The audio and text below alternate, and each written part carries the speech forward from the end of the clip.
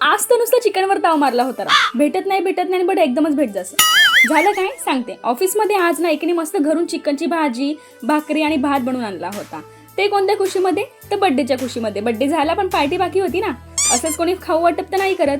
असो, हमको क्या फुकट में मिल रहा है तो आण दो. सकाळी इडली, खमम, मेंदूवडे आणि दुपारी मस्त चिकन तापलं. आता तुम्ही बोलणार की नुसत्या खाऊगुल्ल्या आहेत. नंतर लागले कामाला आणि संध्याकाळी निघाली मार्केटमध्ये. म्हटलं चला खूप दिवसापासून मार्केटमध्ये काय चक्कर मारला नाही, आज जाऊन येऊ.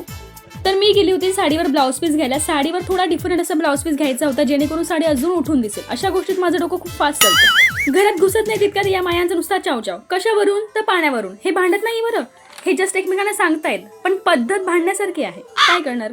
17 दुकानं फिरल्यानंतर एका दुकानात मला ब्लाऊज पीस आवडला, पण आम्ही लेडीज ना. दुकानात तो मला आवडला पण घरी आल्यावर मला डाऊट येत होता की तो चांगला दिसेल की नाही. आदत से मजबूर. किचनमध्ये आल्यावर बघते तर इथे पण चिकन. देवा, माझा नवरा मला कधी रडवत नाही पण हे कांदे मात्र मला नक्की रडवतो. म्हटलं चला सकाळी भाजी खाल्ली आहे तर आता मस्त बिर्याणी खाऊ. आणि बिर्याणी मी बनवणार होती. असं चटपटीत मी बनवते, बाकीचं मम्मी बनवते. आणि बिर्याणी जर तुम्ही म्हणणार ना तर आमच्या सासूबाईंच्या हाताच्या बिर्याणीला तोंड नाही हो. आपलं काय, आपलं सगळं साधामोळा कारभार आहे.